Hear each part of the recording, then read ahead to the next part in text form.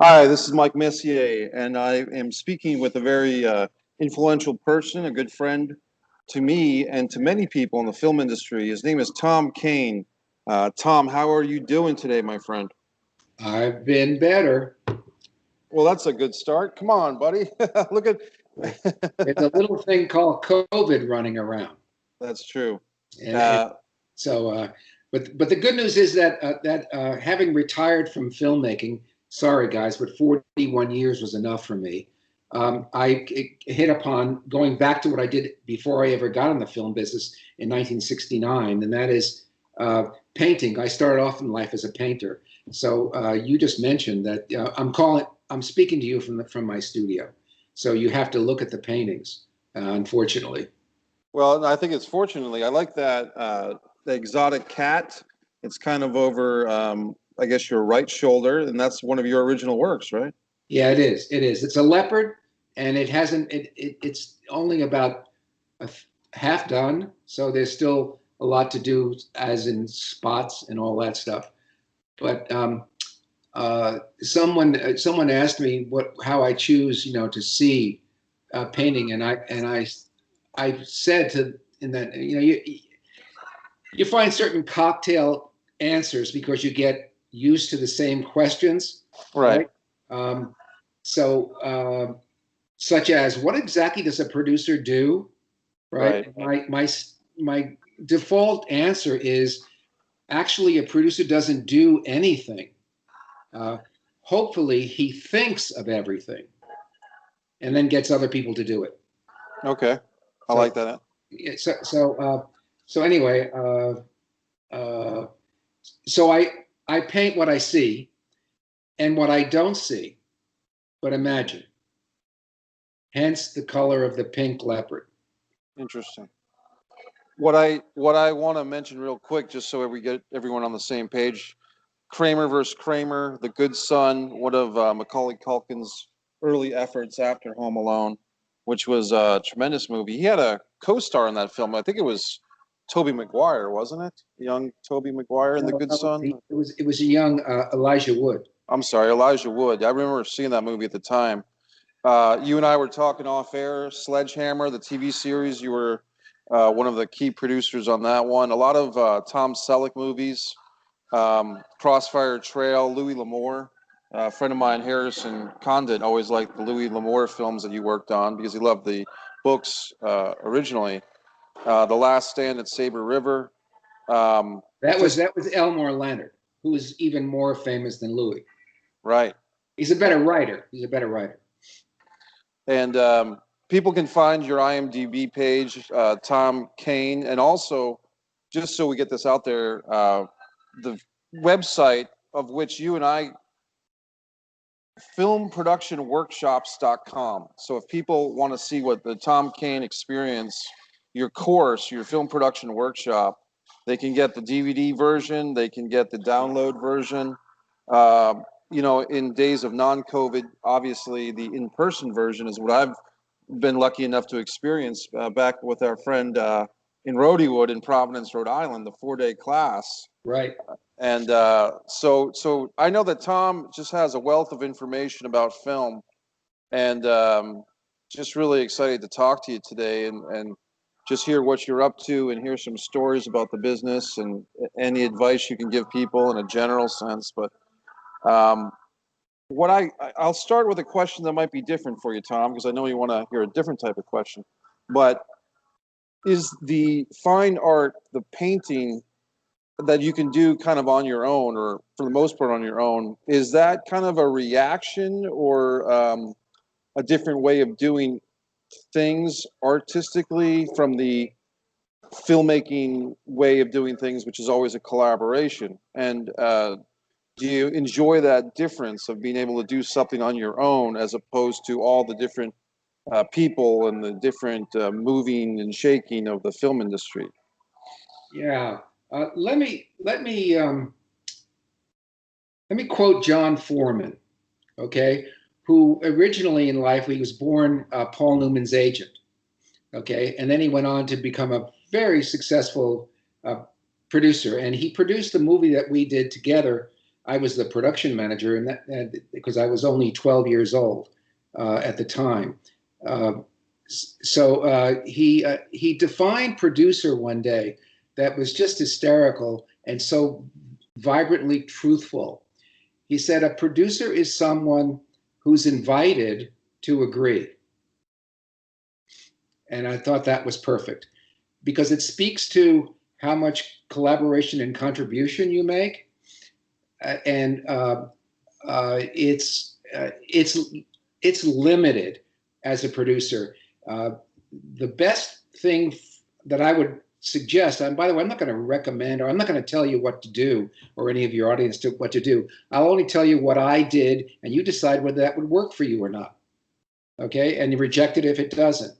But the key move you have to make first in your movie is to get them on your side. Okay, them being the director. Okay, not so much the actors, because they're basically wanting their next movie, so they're going to smile at you all the time. But the director, and if you demonstrate that you care about the movie, about the story, and about making this all happen and getting to the theaters, as opposed to counting the beans, the budget, the money, you will have a greater chance of winning him over, and him or her, the director I'm speaking to, and once you do that, they'll be much more open to your suggestions, as opposed to shutting you down. And there's one thing about I discovered, and again, this is broader than movies. It pertains to life in general.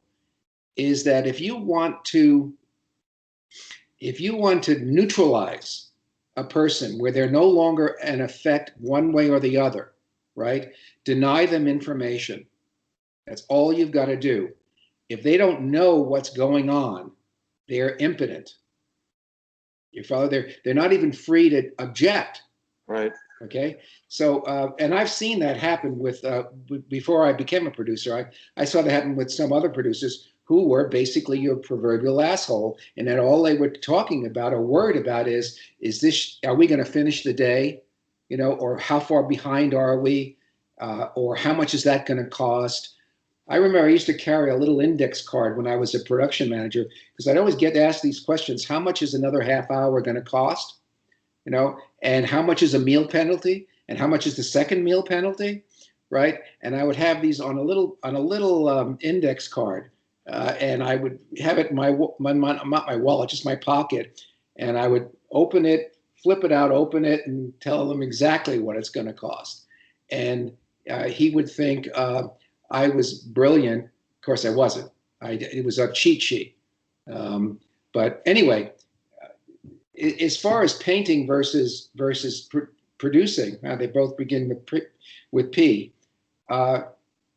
It's much harder to produce a painting than it is a picture, because in a movie, moving picture, there's 182 other people you can blame it on. Right. Okay, right. so with a painting, it's just you, and also it's more importantly, you're not invited to agree, right? It's all you. It's your idea. It's your inception. It's your execution. It's everything, and it either works or not, and not for the public. Either it works or not for you. Whereas with movies, if your picture doesn't work with the public, no one's going to hire you again. Right. But on a positive note, you've had some, as you did in the film Those world, were positive notes. I know. But on a furtherly positive note, you've had some recent breakthroughs and success with your painting ventures, I believe. Right? Is there anything you want to? That's very exciting. You've had some success with that. You want to share with us what's going on with your paintings and okay, but I just want to interject here. You forgot to mention Taxi Driver and Raging Bull and Stepford Wives, just for the record, and Flamingo Kid and The Turning Point, but other than that, you did great, Mike. And Pritzi's Honor. Yeah, that one too. Well, your career was very successful, and that's why when you and I met at Main Media Workshops, I was very impressed because I didn't even take your course or anything. We met in the kind of the student union building, for lack of a better term, and we just kind of struck up a conversation. We were both there for something else, and I was amazed at how much knowledge you had at your fingertips. And eventually, we ran your 4-day class in Providence at Rhodywood, which has since moved to North Carolina. So it was an exciting time because you brought a lot of knowledge and professional insights to people that otherwise wouldn't have had that knowledge base. So I was very appreciative and happy when we did that. I think that was about 10 or 12 years ago, from my memory. Yeah, you were only 24. That's right. That's right. And so now you're only 34. That's right. And yeah, and you were doing, you have done, and I hope that they will resume after this COVID crisis. You're doing your 4-day workshop across the world, not just across the country, but literally across the world. What were some of the more interesting places, receptive places that you taught your film production workshop, Tom? Well, you know, I've been a lot of places. I'd like to think they were all successful. In fact, I'm sure of it based on the Christmas cards I get every fucking year, none of which I return. Because they're all looking for their next movie, you know. Right. Someone getting back to what does the producer do, right? Just another quick answer to that question is that they're a whore for hire. You know, all producers are. Right. And if that doesn't satisfy the person who's asking you, your next question is, excuse me, do you know where the bathroom is? And then you get to leave and you just stay there, flush the toilet or whatever, and then you come back and they're gone. It just how to navigate, you know, society. So anyway, not shooting abroad, but workshopping abroad, yes. lecturing abroad. Yeah, they go everywhere from Mexico to Puerto Rico to Dominican Republic to France to England to Latvia was an interesting place because I'd never been there, and it was now newly independent, relatively newly anyway, 20 years or something like that, from under the yoke of the Soviet Union, and so that was interesting. Nairobi. So anyway, they were all they all had one thing in common. They were anxious to learn. They understood what I was saying which was that if you like what I did, not the quality of the material, but just how I navigated film production, then you should steal it. Picasso once said, "The really great painters in the world borrow from the past." No, the really good painters in the world borrow from the past, and the really great painters fucking steal. Right. Yeah. So I've heard. Anyway, I don't know if I've covered that question, but. Well, I remember you telling me once that you taught a workshop in a country that English was not the prominent language, so you actually had a translator with you the whole time. Remember that story? Yeah. Well, that would be pretty much everywhere. Right. Yeah. You know, actually, no. English is now like pretty universal, but in the Spanish-speaking countries, there was some need for me to have a translator, and I assumed, well, I'm somewhat fluent in Spanish, so I knew that, but I didn't want to struggle with it and whatever, so I brought in a translator, and I pretty much knew what he or she was saying in terms of did he or she get it right. The only problem was that humor is very hard to communicate in a foreign language, and if you're not funny and you're talking for 24 hours for over 3 days, it's a 3-day workshop, by the way, now. And if you're not funny, you lose them. So it's important to break it up with some humor. And there's a lot of humor in the movie business because it's so painful to make a picture.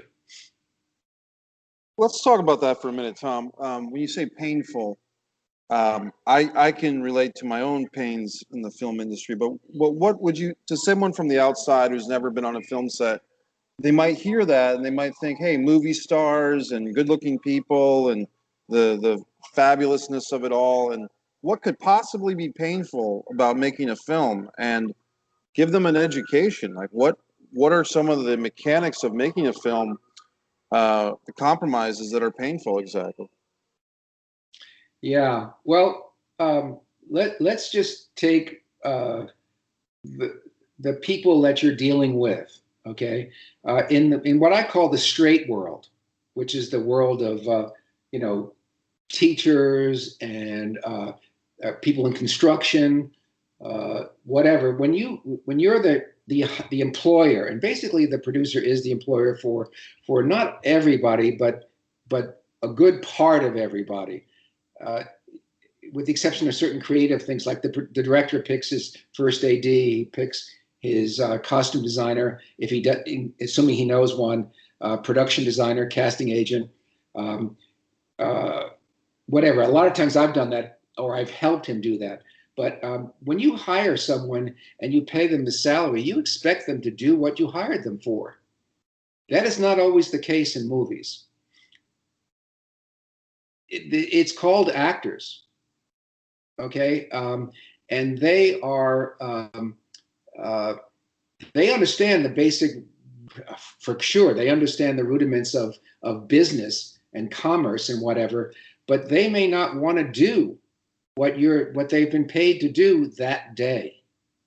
Okay, I'll give you one small example. I won't mention any names, but she knows who she is if she ever hears this. But a very well-known actress, and she had a problem. She wouldn't come out of the trailer, and so naturally they told the costume designer told the director, and the director doesn't want to go anywhere near that. So that's your job to get the trailer, right? So I had no idea what her issue was before going in. Usually I can find that out, so I'm somewhat prepared. But anyway, I go in and she's crying. Okay, and I ask her what's wrong. Can I help? And she says, well, just look. And I'm looking, and I go, I don't know what I'm looking at. She's standing there, right? And she's in a dress, which is for that scene. And in fact, we've already established that costume, so she has to wear that dress. As we call continuity. And she says, I said, what am I looking at? And she says, my knees. Look at my knees. I hate my fucking knees. Okay. Now she didn't hate them the day before. Right. Okay. And I said, well, it was your choice to have all the dresses, cut above the knee. Okay. Now here's where you have to be careful. You don't want to be right. Okay. Yeah. It's more. You don't want to make them guilty. Right. What you're doing is trying to get them to understand your pain. Yeah. Okay, because I haven't got even if I had a seamstress, I do have a seamstress, but she can't make the dress longer to cover her knees because we've already cut that material away. Right. And every fucking dress for the whole movie is cut that way. And I said to her, I just simply said, you would look great in jeans, and jeans could work here, okay, because there wasn't it would have worked. And she didn't like jeans. For whatever reason, I'm sure she didn't like her ass. Who knows what the issue is? But you have to get them out. So I turned to her and I said, and I pulled up my pants to show my knees. And I said, I pointed to them and said, this is a problem. Yours, pointing to her knees, are not a problem. In fact, I would kill for those knees. Okay? And she said, you know what I like about you, Tom Kane? I says, no, I don't know, but I don't care. I want to know what you love about me. And she said, I love that you're so full of shit, but you're colorful. And she got out of the trailer, and we did the scene. So anyway, that's one example of, in terms of the pressure that you're under to make this all happen, because the studio doesn't want to know that she was being unreasonable. Okay? Right. I work with Stallone. They don't want to hear that. Okay, your job is to solve it. That's why they pay you all that money. So anyway, that's one of the pain. There's also another one that comes to mind is that the role of the producer is to insulate the director. So you don't want him talking to the studio. And that's not a problem for him. He doesn't want to talk to the studio. Okay, and the reason you don't is because you want to focusing on the creative aspect. I remember when the movies didn't have the budget to afford a separate production manager and a separate producer, I had to do both. Okay, and one of the problems when you do both is that you don't do both. It's like that bullshit multitasking. You do both of them not quite as well. And in the case of these two roles, you always go to the money, because without the money, they don't hire you again. And there's a great line that a friend of mine taught me. He was a mentor of mine. He said, it was in reference to if you run out of money. He said, Tom, no one's ever figured out what to do with 2/3 of a movie. It's a fucking paperweight, man. You've got to finish it, and you can't count on getting any more money. So knowing that, I became a production manager, even though I had the title of producer. Whereas when you produce, you're free to create. You create on the toilet, you create in the shower, you create, on the set, whatever. And by that I mean you're creating ideas, which then if they're appropriate, you share with the director. And he says, "Great, thank you," or he says, "Great, thank you," and ignores it. So anyway, so there's the pain of pressure, Right. the pain of unreasonable attitude. One of the things I do in the course is I ask just a general question was, how many of you have ever taken an acting course, right? And maybe there are 3 that have, because they think it's all about numbers and stuff like that, right? And logistics and whatever. And I said, all of you should take at least one.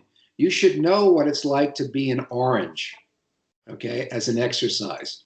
I said, because you're dealing with actors, and you have to understand where they're coming from, how difficult it is to get inside a character and maintain that character in so many different. There's no continuity to the movie. You're shooting, scenes backwards and whatever. Said this one time. He said the most difficult job in the movie is not the director, it's the actor, because of these issues. And he said to me one time, there's been more than one time when I was directing a movie and I was so glad I wasn't the actor. Okay, but so anyway. I know I'm focusing on acting, but I think that's important. Go ahead, yeah. And just to finish with this one thought, that if the reason that actors appear, there's that stupid expression, actors are really children in adult clothing, right? That's bullshit. But what is different about them and the rest of us is that when we fuck up, by the way, I'm gonna let us say fuck up, right? This is a free speech podcast, Tom. You can say whatever you like. Any words you want. Yeah, see, go. You can go full on George Carlin if you like. Go ahead. Okay, but so to get back to the point, they if we fuck up, right, it can be corrected. We get another shot or something like that. When an actor fucks up, it could be forever.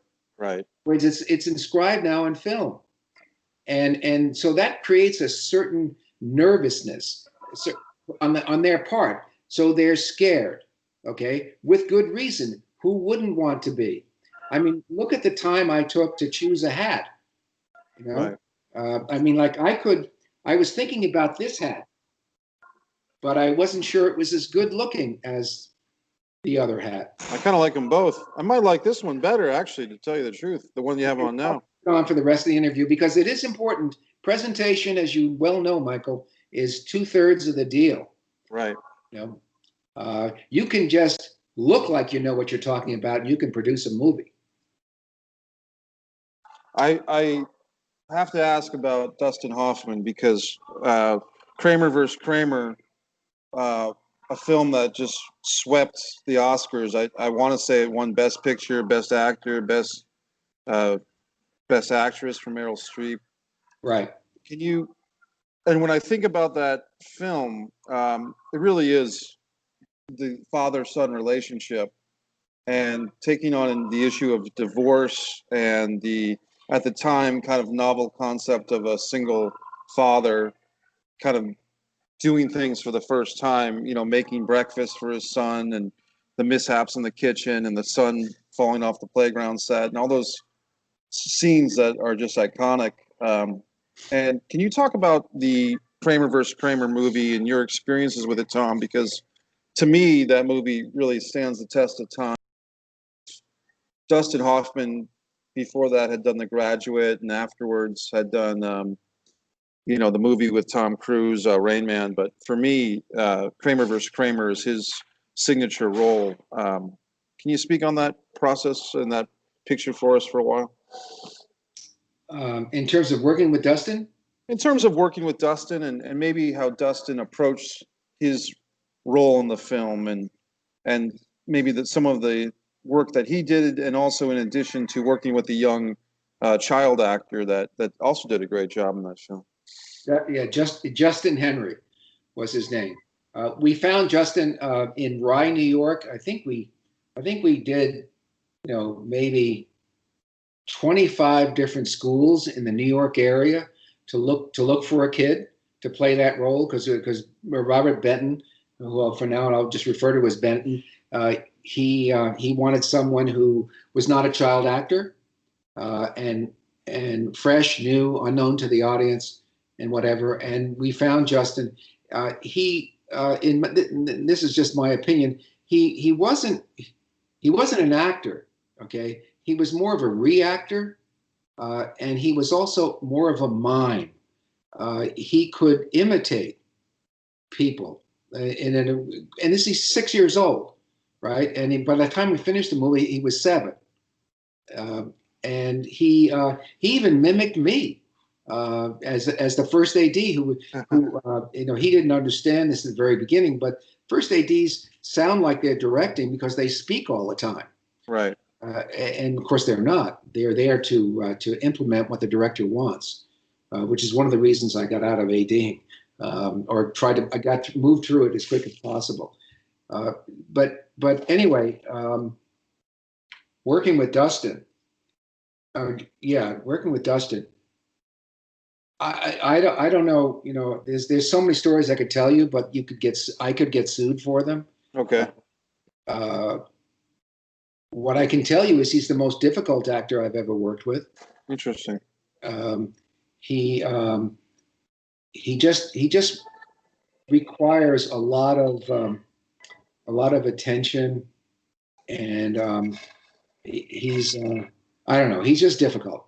I'm censuring myself because I could spend 2 hours with stories on Dustin. But I'll give you one that was significant, gives you some insight into his personality. It was that in the movie he's trying to get a job, right? Because any job, because he's been fired. Right. He's been fired from the ad agency is because he's been absent from doing his job because he's trying to raise a son at the same time. Meryl has already left, and he goes on this interview, and in the interview, when he first approaches the office, the advertising office, there's a Christmas party, right? Okay? And he tries to get, you know, he's there for an interview, and so two guys take him into a separate office. and interview him, and their first reaction is that he's way overqualified, okay, for this job, and he says he understands, but he needs the job, and he's happy to do it, et cetera, et cetera. And they say to him, well, we'll get back to you after New Year's, which is only a week away. And he says, no, this offer is only good for today. Okay, I have to have the job. So they do hire him. Right. And we never see, as I recall anyway, we never see him actually said you're hired, but you know that he's been hired. And so he leaves the office, and we don't show him taking the elevator, but he takes the elevator down to the ground floor, and he walks outside and walks down Fifth Avenue. Okay, and one of the things it was my first movie as a first AD. Actually, it was my second, but the first movie was a smaller movie. So it was my first major motion picture, as they say. And so a lot of things were new to me. And we had to shoot him walking down the street on Fifth Avenue. Now, that's pretty hard to do because Benton wanted it to be 3 blocks long. Okay, and you're not going to do that with any ease on a busy street like Fifth Avenue, New York. And it was important to do it on Fifth Avenue because if you angle the camera slightly, you get free production value, all the Christmas decorations from the store windows. So we did it. And before we did it, right, we were going to be on a camera car, right, where the cameras are exposed and whatever. And I'm watching the guys do all this and whatever. And I'm thinking, gee, this is crazy. You know, they're going to be all looking at the camera. And I said, I just shouted, everybody, hold up, stop. Okay, now that was I don't know, at the time I thought it was a pretty ballsy thing to do because everybody had more experience than I did. The cameraman, the director, the crew, and whatever. And I said, this is nuts. We're not going to get the shot. And someone said, what do you want? And I said, I want a van. Okay. And I want you to strip the seats out of the back of the van, and I want it here in 12 minutes. Okay. Which they did. You know, New York Teamsters can do all that shit. Right. And we punched out a hole in the window. We all covered ourselves in black duvetine, and we shot the thing 3 times, and no one saw us. Okay. Now the shot is done, and Dustin is at the end of the street, the end of the 3-block street, and Benton turns to me and says, well, you want to bring Dustin back? Now, it happened to be his last shot of the movie. Mm-hmm. And so I said, yeah, but I'll go get him, right? So I went down there and I went to get him, okay? And he looked upset, okay? And I said, Dustin, what's up? And he said, I am so pissed. And I said, how come? And he said, no one recognized me.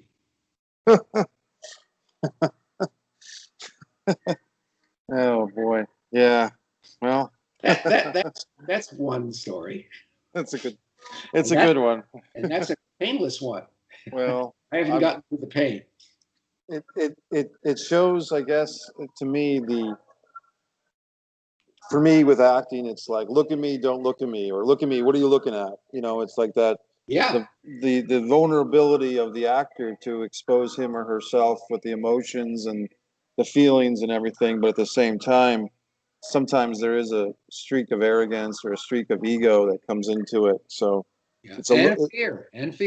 Fear, yeah. That. They're scared. I can't speak to all actors. I'm also not an actor, but I did take some acting courses, and I did take a directing course. This is back in 1972, in which Al was sitting right next to me.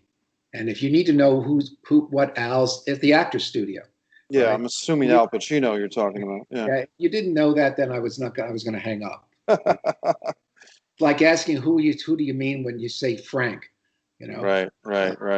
But anyway, I'm hardly an actor. I'm not even good at it. That's why I went into the other side of the camera.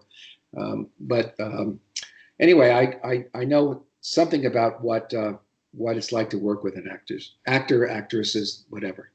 One of the things that you teach in your course, and this is kind of one of those questions you've heard a lot, so I was saving it for about this point of the interview, which is the difference between producer, unit production manager, assistant director, these roles that some folks from the outside, they may not have a handle. For instance, when you were saying that the producer protects or shields the director from the, production company or the investors, that type of concept is pretty interesting, but I think a lot of people may not be aware of how that works. Do you want to go into a little deeper about the difference of these roles that you've done in your career and how these roles interact with each other and that type of thing? Right. Okay, I'll start from the top and go down. I've been pretty explicit in terms of what the producer does, and to get to your point of insulating him from the studio, it is, as I said, you want to get him. You don't want him to be bothered by the studio is only going to talk to you pretty much about the cost of things as the producer. They'll talk to the director directly about where the movie's going. Are we still making the same movie? Okay, because directors can change what the screenplay says, and even more complicating is that the actor can change which direction the movie's going. So part of your job as a producer is to make sure we're still telling the same story. Okay, anyway, I pretty much covered, I think, what a producer does, and we can move on to the production manager, who has a harder job. If they want to make some kind of creative contribution, there's a stigma attached to production managing, and it's appropriate, actually, which is that they're bean counters. Okay, right. Most of them don't bring anything, the ones I worked for, and with, the ones where I was the producer and the ones where I was the assistant director. By that, when I say assistant director, by the way, I mean first assistant director. They aren't terribly creative, and if you, I'm not even sure that they have a problem with that. I'm also not sure that they don't think that's appropriate. Right. Because like I said, when I had to do both roles, their primary job is to watch the budget, and even though when I produce a movie, I give him the mule work, but the basic creation of the budget is mine, because I'm the one that has to live with it and deliver it.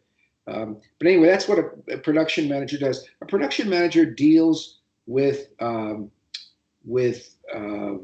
I had an analogy with the first AD, and now I've forgotten it. But the production manager deals with how much things are going to cost. An assistant director deals with how long it's going to take to do it. That would be a pretty clear distinction between between the first AD and the production manager. They are, by the way, basically on the same level, if there's such a thing as a power level. Right. They just come at it from a different standpoint. I expect the first AD to be concerned about the budget up until the day we start shooting. Then it's the production manager's full stop.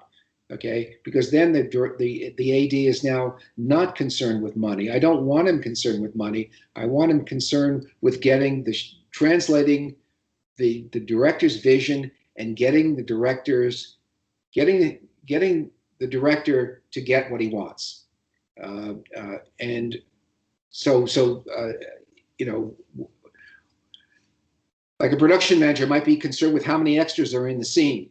Okay? Right. And the AD is responsible for making sure that if you give him 1,000 extras over the entire movie, that he apportions them. That's his job, right? But if he needs 10 more extras because of something, it's not his job to worry about how much more that's going to cost. That's the production manager's job, And what he'll do if it's a tight budget, if it's a not small, but extremely tight, what we used to call low budget movie,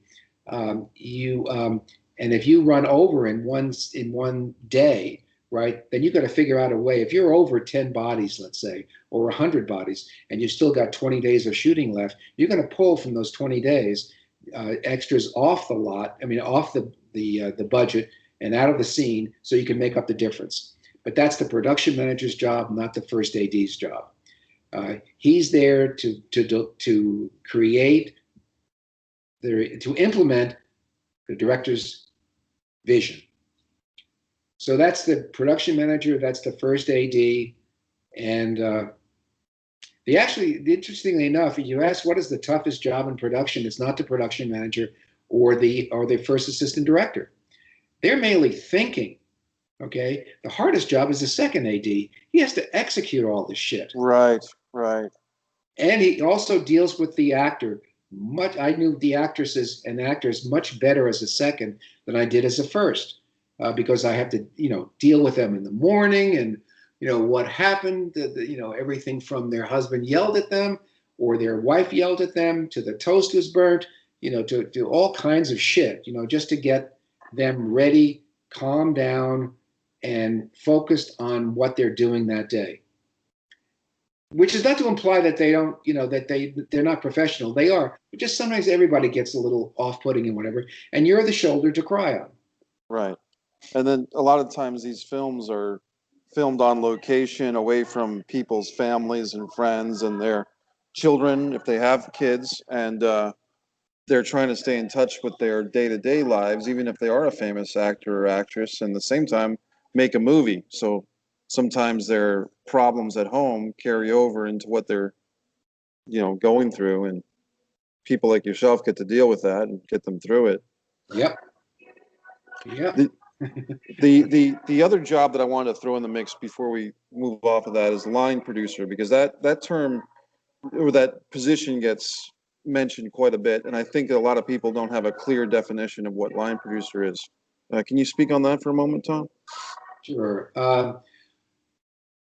Well, let me start with what a line producer isn't. He's not the producer of the movie, and that he hasn't been with the movie since its inception. Okay, and he's not usually hired by the studio, right? He's usually hired by the producer, and he is basically. You have a line producer when the movie is so complex that you need another body. Okay, that the producer can't handle it all. Okay, so he has to delegate. Not has to. He should be delegating. And so but yet he doesn't want to deal with he doesn't want to give it to the production manager because of that. He may not be someone who's of the same mindset. He may not have a creative fiber in this. He may not have a creative atom in his body. Okay, but he is creative in the sense of he can deal with the complexities of a budget and how to implement it to get the director what he wants. Okay, but he just simply is. He's not right-brained as much, if you will. He's very talented. He's totally essential. But the line producer is someone that's sort of an intermediary between the producer and the production manager, and also because the movie has got just so much going on. You might have a movie where The Good Son would be just a kind of a typical example in which we were shooting in New England, in Massachusetts, and we had to go from there to Maine. But the problem was that, just give you not a simple, but an example of production problems that you have to solve. We had to go from Massachusetts to Maine. Final sequence. The problem was that Macaulay Culkin's movie prior to ours ran over.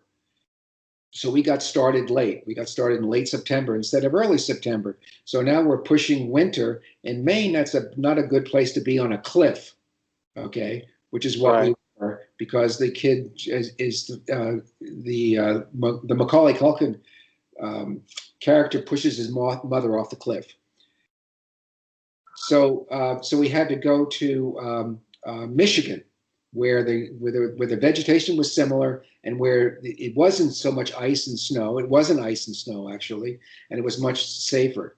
So there's the line producer might be someone who goes and checks all that out, not checks it out, but does all the logistical planning for it once the director has said Michigan. I'm getting a little far afield, but I don't give a shit about this, right? So we had the problem of, where do we go? Well, we went to Southern Oregon, We went to Michigan. We went to New Zealand. And I'm trying to think of where else we went. There was a fourth place. Now, we didn't physically go to those places. We had location managers that lived there send us shots, photographs and video of what we would see if we got there. And out of all of them, we chose Michigan. Okay, and we needed it on the Atlantic Ocean. We needed it on an ocean. And if you know anything about Lake Michigan, it looks like an ocean.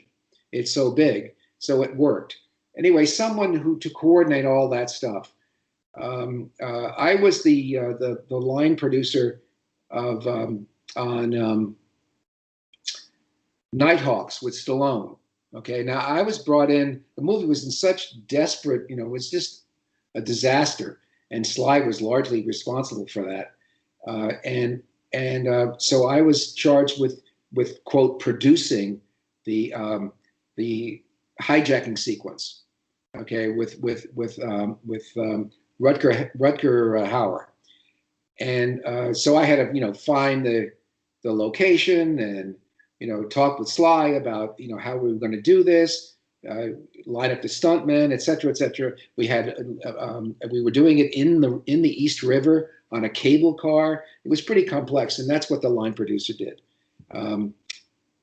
So I don't know, is that helping?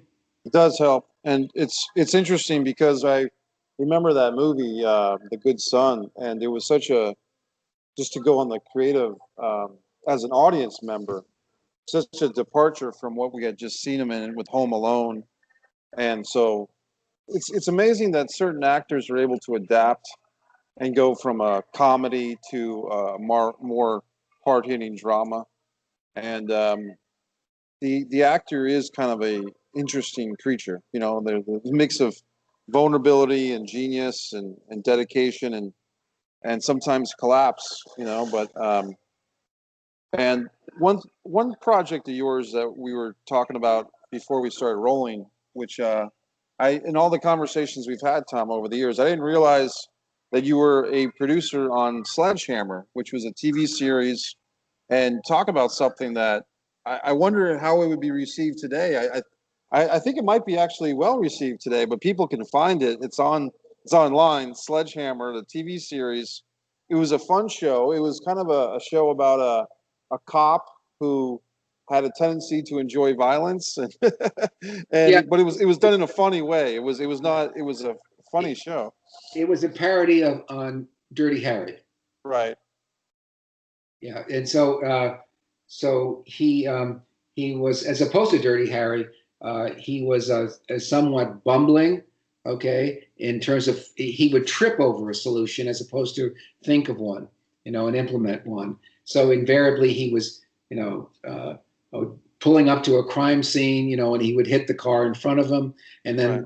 back up and hit the car behind him and all that kind of stuff. David Rashi was the actor, the star, and he was just brilliant at it. He came out of Second City, and that comedic role, but he's also a very skilled dramatic actor. And give you just one. What I mentioned to you there is that when you travel abroad, for instance, in Europe, and people are, they're aware of what you've done because they looked at your website. And by the way, you were mentioning earlier, I just want to put it in a footnote here about the workshop and the DVD and the downloads and all that other shit. Those watching this that can't afford anything like that, that's totally understandable and whatever. But if you look at, if you do go on the website, you can click on film credits and you can see how I wasted 37 years. Getting back to Sledge Hammer for a moment, Right. there was a scene. Alan Spencer was the writer, the creator, and just brilliant. I think he was only like 30 at the time, and he wrote a great piece in which he had a part for the Queen of England. Okay. And the joke was that just as the president throws out the first ball, in a baseball game, the joke was that she could throw out the first grenade. Okay. And there was no way the studio would let us do that. Not the studio, by the way. This is television, so it was the network. Right, right. So we had to switch, and I'm trying to think. It'll occur to me. Let's move on to something else. But how we resolved that? But it was totally diluted, and it was a shame, that we had. No, actually, I'm corrected. Forgive me, because these movies are quite old. Sure. But it was that the president, who was Ronald Reagan at the time, we wanted Reagan to throw out the first grenade, and they wouldn't let us do that. Okay, he was in the White House. Okay, a testament to Alan Spencer's incredible sense of humor. And so we wound up with the Queen of England. Okay, right. And I forget exactly what she threw out, but it was just ruined the joke. Anyway, when you travel abroad and people are aware of what you've done, right, they seem more impressed with the fact that, oh, you did Sledge Hammer. I love Sledge Hammer. They don't even mention Raging Bull or Taxi Driver or Kramer or any of that stuff. I just love Sledge Hammer. And you just respond, oh, great. So did I. Anne Marie Martin was the female lead in that. She did a great job too. And I guess what's impressive about Sledgehammer, what's fun about it, is it did feel like of its time, but a little bit, maybe more than a little bit ahead of its time too, with like the sensibility of the humor. And oh yeah, he's the man who slept with his gun. He also took a shower with the gun. Right. Trust me, I know what I'm doing. Well, you've mentioned them a few times. Let me ask you about Taxi Driver and Raging Bull, because I know those are movies you have to be proud of. Who wouldn't be? And tell us more about your experiences on those two pictures. Those are iconic films. Yeah, they're well, needless to say, to work with Scorsese I didn't think of it at the time. I just knew him to be I knew Mean Streets, and that's all I knew when it came up to Taxi Driver. But just, I don't know if you have time for this whole story, but it's somewhat not a sad story, but it's a frustrating story. Okay, hey, go ahead, go for it. Okay, so I'm doing a documentary with David Ladd, who is Alan Ladd's son. Okay, we're in some part of Montana. No, we're in the Tetons in Wyoming. And it's a mountain climbing documentary. And so we become friends because both of us are basically the same age, Dave and I. So I leave this was the documentary. We finished the documentary. I leave that show, and I'm now freelancing, and I'm just exploring every possible way I could get a job. And I knew that David was David Ladd. I mean, he's from an acting family, from a movie star family, and whatever. So he must know people and whatever. And he said, "Yeah." I said, "Well, I'd like to meet some people." So he introduced me to his brother-in-law, who was Johnny Veach. Okay, now Johnny Veach was the head of all production for Columbia Pictures, and we got on really well. And so I said to him after a couple of meetings, I said, "So now, what movie are you going to hire me on?" Okay. Which I found is a very direct, very good way. People don't expect that kind of directness, and it's disarming for them. Not disarming; it makes them a little bit off center, and that's a great way to go in for the attack. Right. When they're off balance. Right. And so he said, what about we got this little movie called Taxi Driver with some kid called Martin Scorsese. He's done Mean Streets. I had not seen Mean Streets at that point. I went and saw it right after that.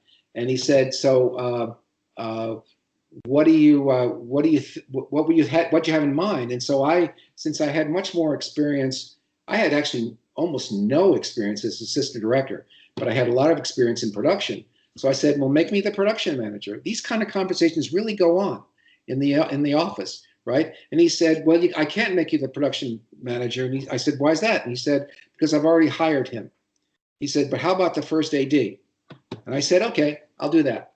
Right? Now I'm already, 32 years old, and I've produced and directed documentaries and some industrials and things like that. So I'm not totally foreign on the film set, on the movie set.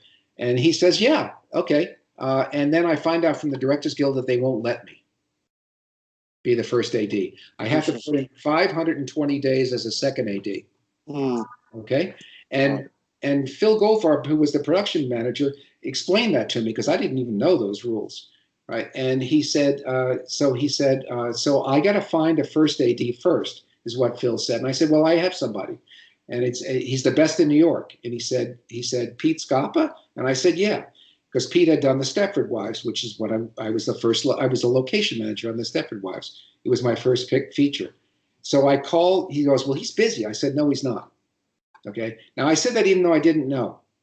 That's the part of that. It's okay to lie, right? Of movies.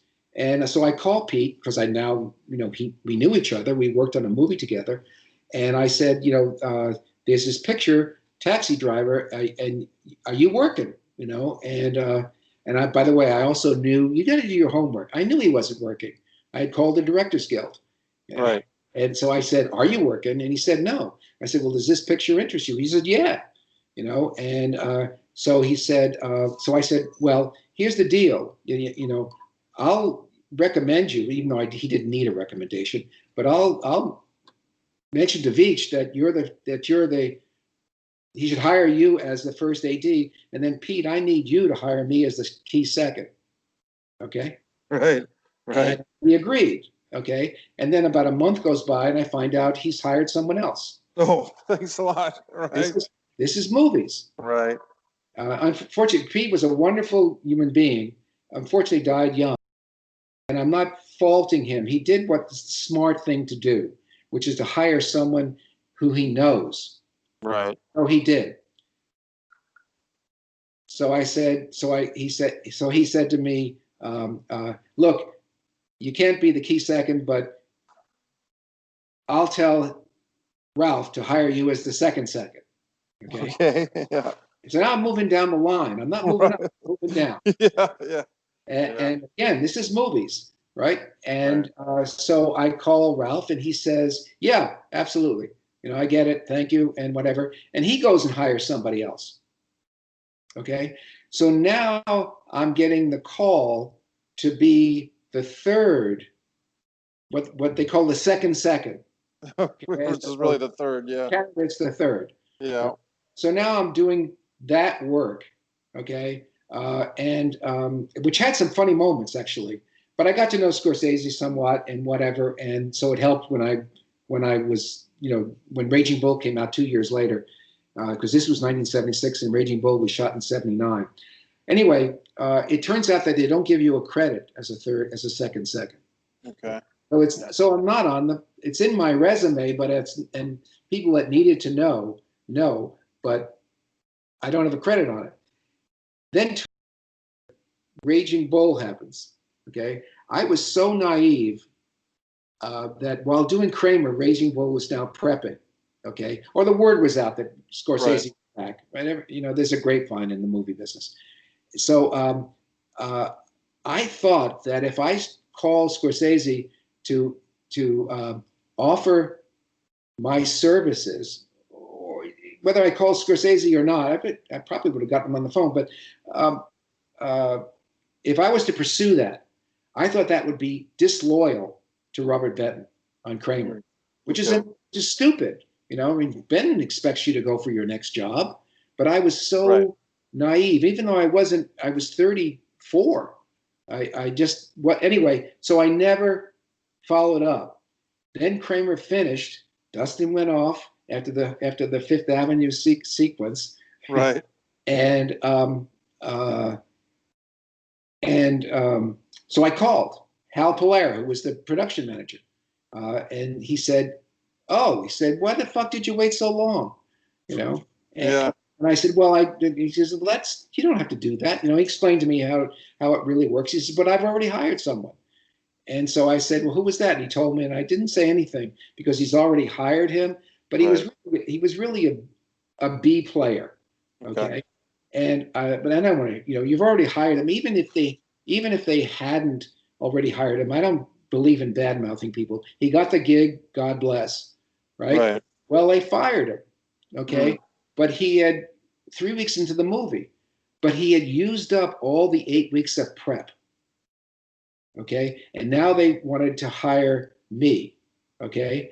And now I would have to hit the ground running. The day my first day at work, we were shooting. And I said to Hal, no, I can't do that. I said, I'll be fired in about 3 New York minutes because I won't know what I'm doing. So he understood that. And I said, please just tell him I'm busy. Okay, I got something else, right? So he said, fine, whatever. And so they hired someone else. And a couple of months go by and I get another call. Okay, and they fired that guy. Wow. Okay. And by this point, I really am on a movie, so I can't do anything, right? I can't be part of it. Well, 6 months go by, and I get another call, and it's Hal. And I said, and my reaction was, God, you can't still be on this movie, you know? Well, they had shut down, so Bobby could gain the 65 pounds. Right. See? And now that we're doing the fat portion, and he said, you'll get the prep you need, just finish the film, and which I did. And here's the naive part. Naive doesn't leave me. It seems to be, I'm supposed to know better. I'm basically a street kid from New York, but I am amazingly stupid, okay? That when it comes to the credits, I said, I don't think I should get the credit. The first guy and the second guy did most of the movie. Right. I should be a nice guy. And so I said, you don't need to give me a credit. Okay. Little did I know, not only just the prestige of having your name on the screen, but also residuals. Right. Which I knew nothing about. Oh, wow. So I'm not sure why we got into this story, but that's one of the facts of life of what is going to happen to you or possibly happen to you in the movie business. So there's Taxi Driver and Raging Bull, and I haven't got a credit in either one of them. Well, that's okay. People that do. The only one that cares about your credit, by the way, other than the people who are going to hire you, is your mother. Right. And so she understood. I understand. How did you, this is a question that could have been an opening question, but that's okay. We'll kind of close with an open, which is, how did you get started in the film industry, Tom? And even, I guess, a two-part question. When you were a kid, were you going to the theater a lot? Did you love movies as a young guy? Did you vision yourself working in the film industry? Was that something that cultivated with you as a film fan at a young age? Let's take on that topic first. As a young person, did you go to the cinema a lot? No, because I didn't have the price of the ticket. I watched television, certainly. We were the first ones in our little town to get a television, black and white, obviously.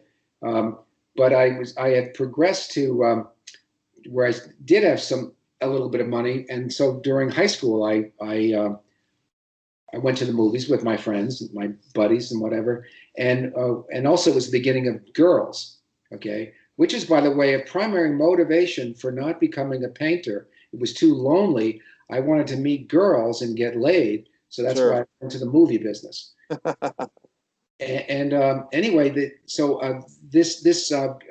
I took this girl out on a date. I had stolen my brother's car, which was a 57 Ford Fairlane convertible, white with red leather interior, and he was out of town.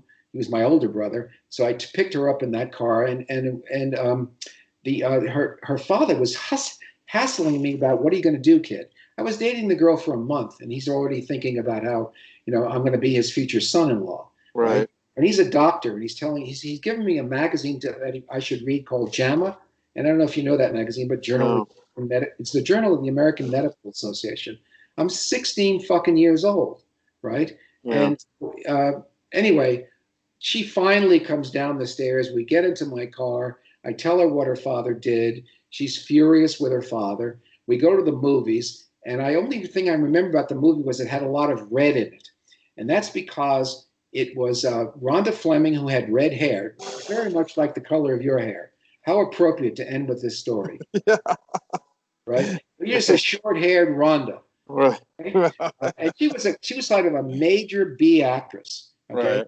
And the guy was someone you never heard of. And it was that era, 1961, when for some reason the studios thought if she had red hair, they'd make the guy have red hair also by dyeing it. Okay? Interesting. Okay. And they also chose Arizona, okay, which is full of red dirt. Right. So I remember the red in this movie. What was the name? You remember the name of this movie? What's that? What was the title of this film? Oh, You remember the title? I don't remember, and I should. What was the actress's name again? Rhonda Fleming. Okay, I'm gonna look that up. Keep going. Keep going with the story. So we watched the movie, and it was okay. But then the credits start to roll, and she was ready to leave, and I said, "No, hang on a minute. I want to see the credits rolling, right?" And I looked at these credits, and maybe there were 80 names on it, you know. Right. And I said to her, "Look at that. There's 80 people who actually get paid to do this." And I said, "Tell your old man this is what I'm going to do." I love it. Okay. And Cut to 45 years later, right? And I'm about to go to my 50th school reunion, high school reunion. I'd never made anyone before because I was always busy working out of town and working anyway. So because it's back east, it's in New York, and so I contacted Georgina, the girl, and Right. I explained the story to her and asked her if she remembered it, and she said she did. I said, "Well, here's an interesting thing. When we get separated from the time frame, from when it actually happened, then what we remember. I love the line that half of what you remember, half of what happened you'll forget, and the other half you'll remember wrong." Right? So my reason for contacting her was just, did that really happen? I mean, did it happen that way? I knew it happened, but did it happen that way? And she said it happened exactly that way. Wow. So that's that's how the ball started rolling. Then I went to art school, then to college, and I didn't want to go back into art because it was too lonely, and also I didn't think I was good enough. So then I went into film business to meet girls. And what was your first gig in the film industry, Tom? Yeah, it was. I did a documentary for the Museum of Northern Arizona. It was. I was traveling through. I took a trip around America before I started traveling the world. I'd never been outside of New Jersey, okay, and never north of White Plains, New York. It was. Right. It was. But and I wanted to see what a cowboy was like, so I went to Arizona to work on a ranch in Phoenix. Well, I found out there are no ranches in Phoenix except watermelon ranches. Yeah. No horses, no cows. And I said, "Where are the fucking horses, man?" And he said, "They're up north in Flagstaff."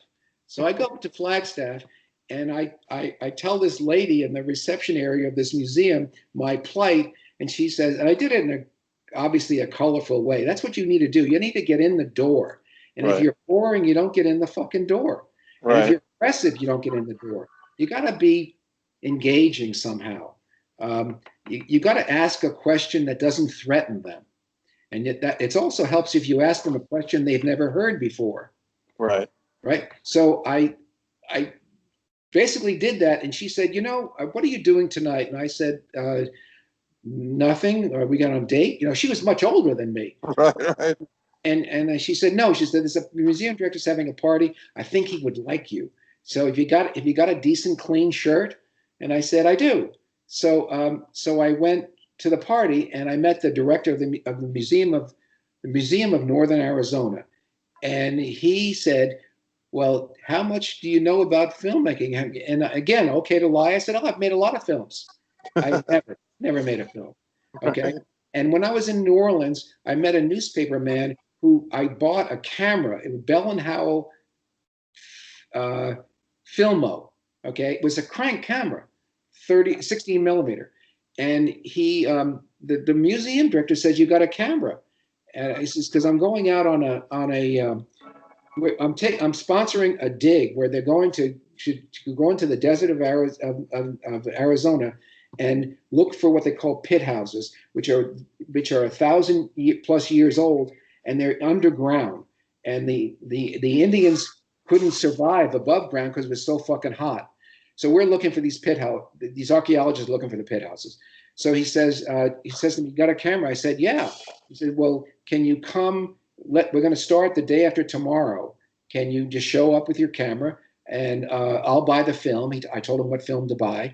It was all 100-foot rolls, and he said, "And we'll meet up then." And I said, "That's great." Well, for that night and all the next day, I was reading the directions on how to work this camera, so that by the time the morning came, I was able to do the film, and I shot all the footage, and I told him I can't cut it.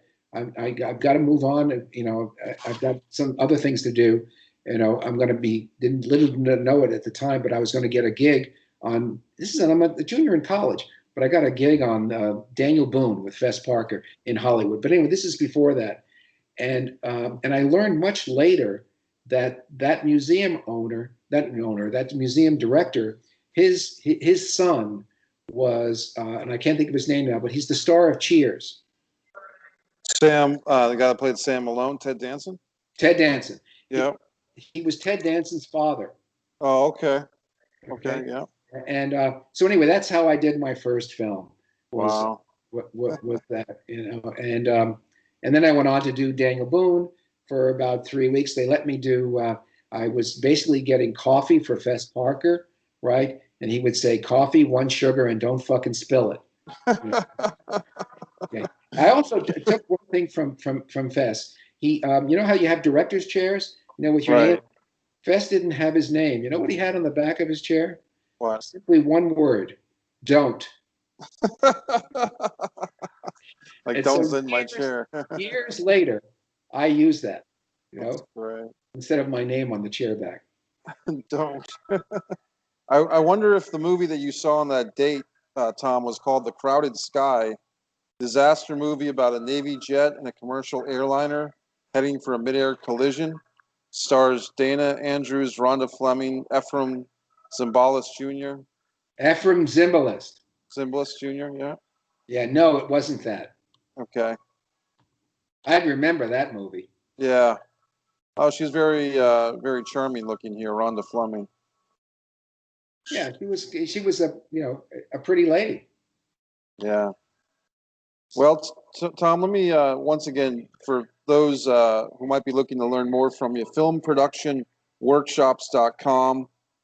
The film school that you run is available now on DVD set or a download set, and hopefully, we both hope that this COVID is, once we're past that, you'll be able to do those again in person. And then you have a art website as well. Did you want to mention your art website, Tom? Sure, why not? But before I go there, there's also a book, an ebook, available on the workshop for those that can't afford, the ridiculous amount of money that I charge for the. Well, it's well worth it. I was there with $39.95 for the book, 300 plus pages, plus appendix, sample forms and documents, and links to reference videos.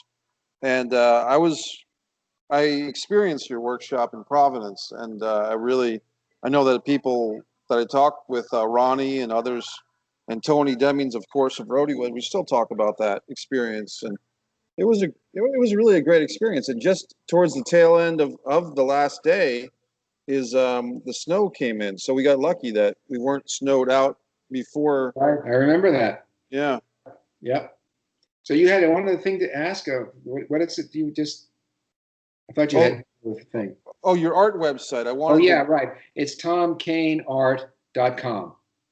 TOMKANEART.com, and you can see more of Tom's great art up there. Yeah, I'm looking at the website right now. It looks awesome. And yeah, this looks really, really nice. Very cool. And Tom, you're on the Northwest these days, right? Yeah, I live in Portland, Oregon. How's that treating you? Well, it's great because there's very few film people up here. Very good. It is a business that your passion, not just you, but anybody, the passion can kind of sour, and then if you're away from it for a while, you miss it. I mean, that's how I kind of see it Yeah, sometimes. yeah, totally. I think they have a term for it now, which we didn't know at the time, but I was practiced it, which is work balance, Right. work life balance. And so I was always very conscious of that, and I also got lucky in the first 10 or 15 years of my career, since I lived in New York, which is by definition a location. I got to sleep in my own bed, and to work only 5 days a week instead of 6, and not be away from your family so Right. much. And so that was good fortune on my part, and lucky. Perhaps this is a good way to close. What do you have? I get asked this question too. What does it take to make it in the film business? I said you need basically 3 things. You need a modicum of talent. Okay, no more than that. You need to be willing to work your ass off, and that's 14 hours a day, 7 days a week. And the third and equally important, and you need to be lucky. Right. And if you're all 3, you'll do just fine. And if you're not, then you'll have a harder time of it. And with that work balance, I just I hope you don't mind, but you've been a happily married man with a great daughter who's done very well for herself too.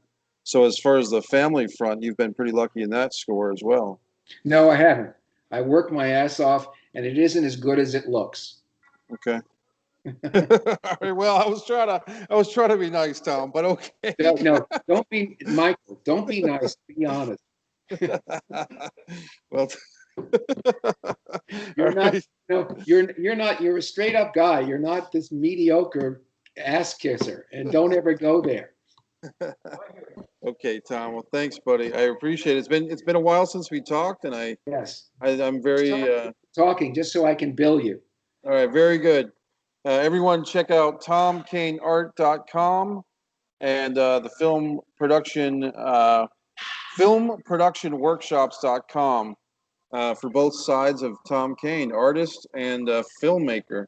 And Tom, thank you so much. This is Mike Messier for the Mike Messier YouTube channel, another one of our celebrity interviews here at MikeMessier.com. And Tom, thanks again, buddy. It was great talking to you today. You're well. Thank you. Bye bye. Thanks. Bye. Signing off.